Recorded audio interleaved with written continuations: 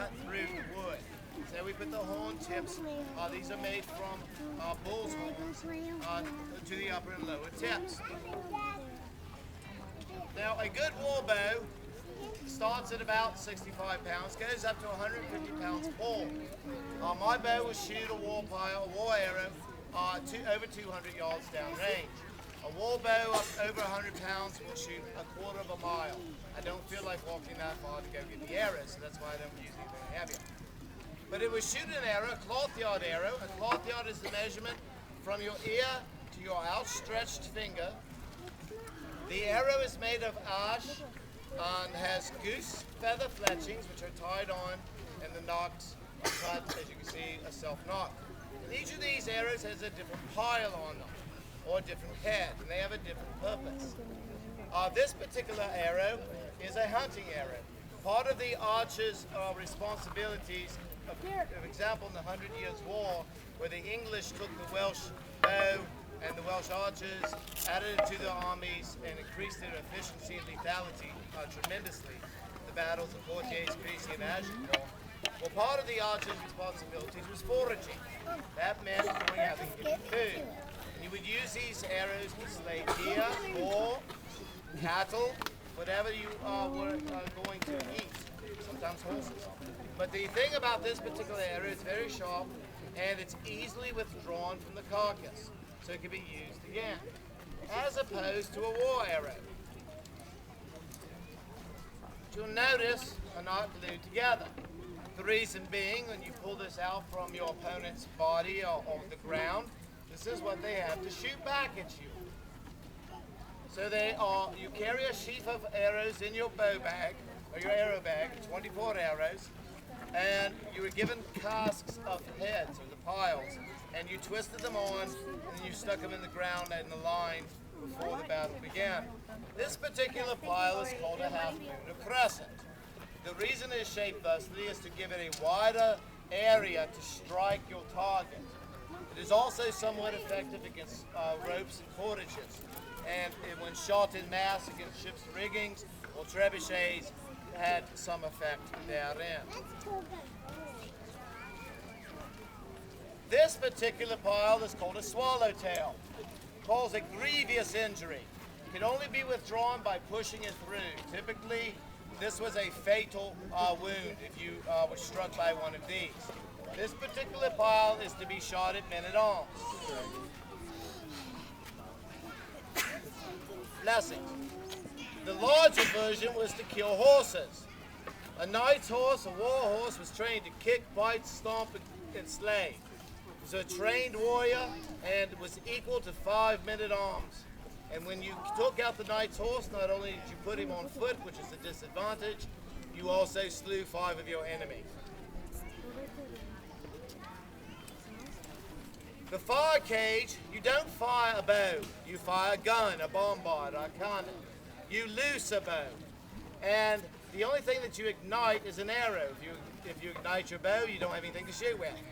So you dip this into a horn of tallow or fat, which collects in the cage. Wrap it with a strip of linen, a few drops of oil, and you have a recipe to destroy your foe's encampment or fortifications. Henry V said, "War without fire is like sausages without mustard." This is a signal arrow.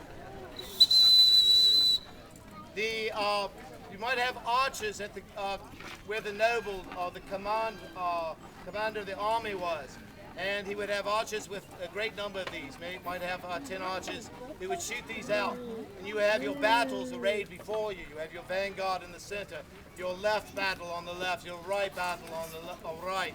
You may wish for your left battle to advance. In the prearranged signal, they shot arrows in front of them, so they would move up to that position. Or you may wish your right battle to wheel back, and you shot arrows behind them, and that meant to withdraw. Then this was the most formidable arrow ever made, the bodkin. A square piece of steel with a needle-sharp point, which would exert over 400 pounds per square inch of force against a piece of armor or an opponent. Often, without even going through the armor, it was a killing blow. However, with a war bow, this was capable of going through a 6-inch oaken door at 100 yards. It would go through the knight's armor, the knight's body, the knight's horse, the knight's on the other. You get the idea. So this was the most formidable.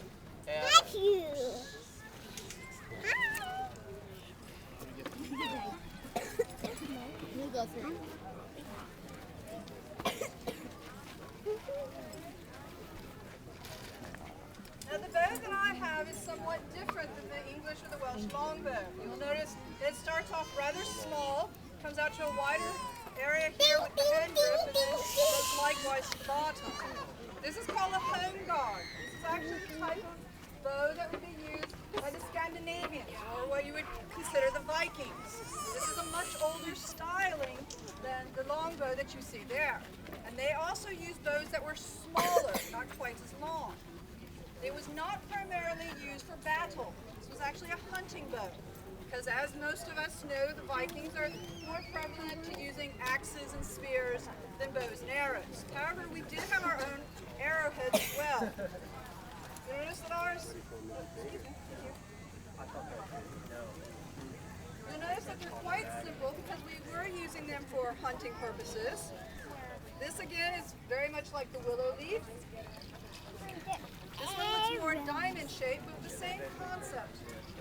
And then this one would be used for defense or against your foes, because likewise it could not be pulled out very smoothly. You would have to push it all the way through.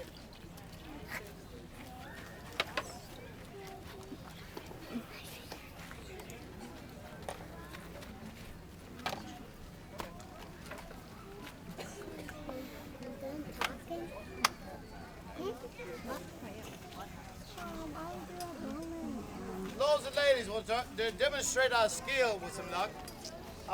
We've got a full shot here.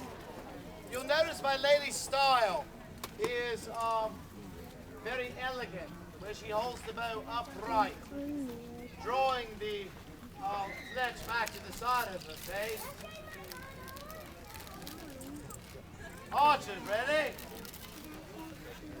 Range is clear. Ready?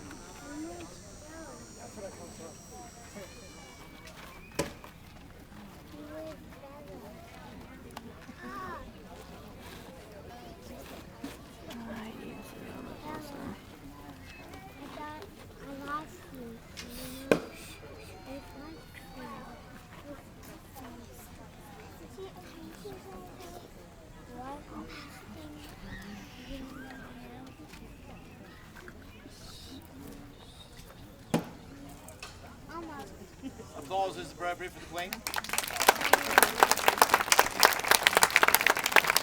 Is anyone here French? I don't want to insult you. During the 100 Years' War, it was quite common for the Welsh and English archers to raise 2 fingers, which is very rude gesture even in England today.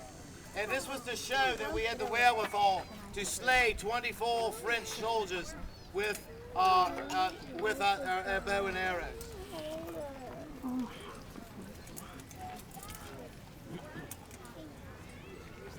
Now you'll notice that the king has quite a different styling than I do. He will not hold his bow straight up, but leave it at somewhat of a canter and lean into the shot.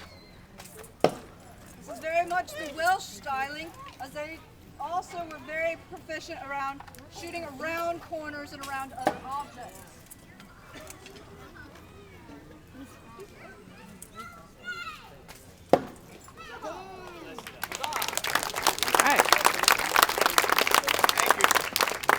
Archer can loose 12 arrows in 60 seconds or less. I can loose 12 in 53 seconds, and I can hit my target every single time. I am very good at hitting the ground. Lords and ladies, we invite you now to come forward, show your prowess.